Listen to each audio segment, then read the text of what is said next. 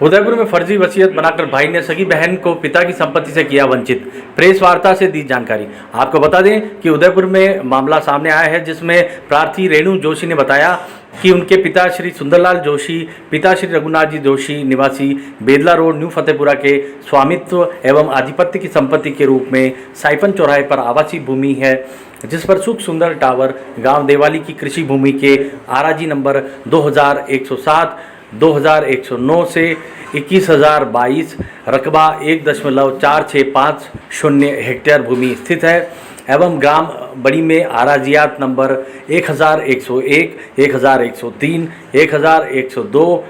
बटा 3101 तथा 1092 से 1095 तक स्थित है, जिसको रेणु पुत्री श्री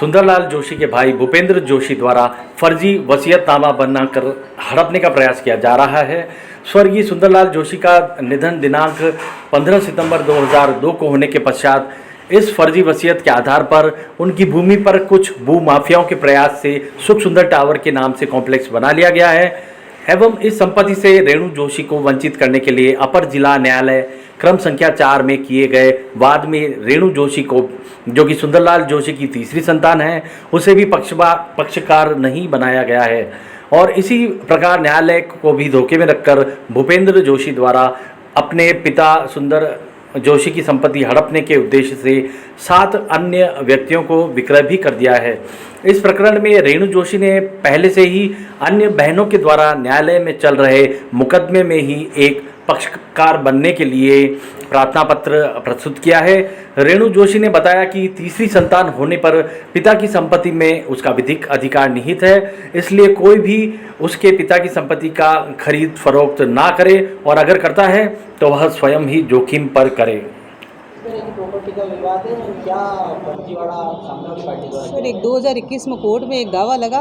दावा बाबत घोषणा है शासन अधिकार का, जो मधु व्यास ने लगाया है, जो इनकी रेणु जोशी की बहन है, और जो सजरा बनाया है उनको पार्टी भी नहीं बनाया है। और अब हमें जब पता चला है तो हम इसमें पार्टी बनने के लिए हमने एप्लीकेशन लगाई है कोर्ट में। किस तरह की प्रॉपर्टी है? सिविल प्रॉपर्टी है सर, देवाली में है, साइफन पे है, वड़ी में है और अच्छी खासी प्रॉपर्टी है, पिता की प्रॉपर्टी है, सबका हक बनता है। जिस तरह से उन्होंने फर्जीवाड़ा किया और उनके साथ धोखाधड़ी की है, किस तरह की उसमें धाराएं लगती है और क्या मामला दर्ज? सर, ये दावा यही लगता है निषेधाज्ञा का 400 BC का, यही दावे लगते हैं इसमें और सिविल केस फाइल होगा, फौजदारी भी बनता है, पर अभी हम सिविल केस के लिए हमने एप्लीकेशन लगाई है। सुंदरलाल जी जोशी, मेरे नाना जी के मरने के बाद में मेरे मामा भूपेंद्र जोशी ने फर्जी तरीके से वसीयत बनाई, जिसमें उन्होंने गवर्नमेंट को भी जो सजरा दिया उसमें मेरी मम्मी का नाम हटा दिया उन्होंने, और उसके बाद जात प्रॉपर्टी को हड़पने के लिए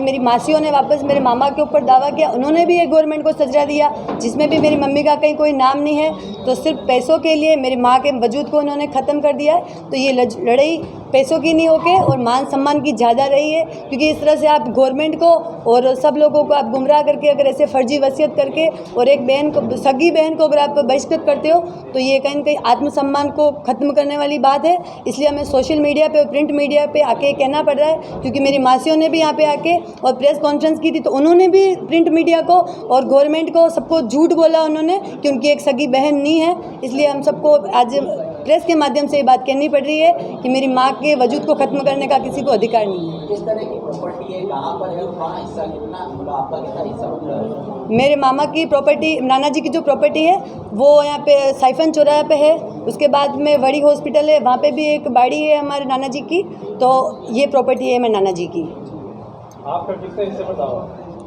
जो मेरी मम्मी का जो हिस्सा बनेगा उसी पे छठा भाग है।